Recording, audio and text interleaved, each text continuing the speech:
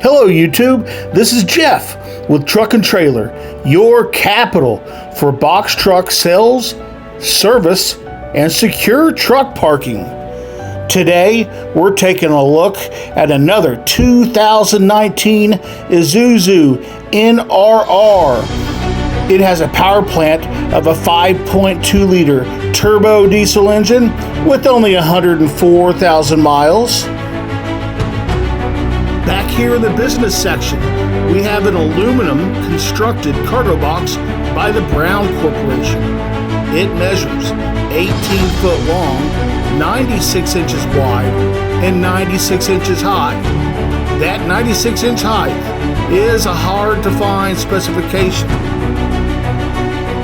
Features include an 86 by 36 curbside access door, plywood lined walls, a step bumper, and the aluminum loading ramp.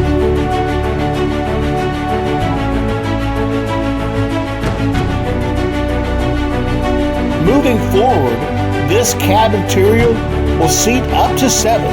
It has cold AC, power window unlock, AM/FM, and cruise control.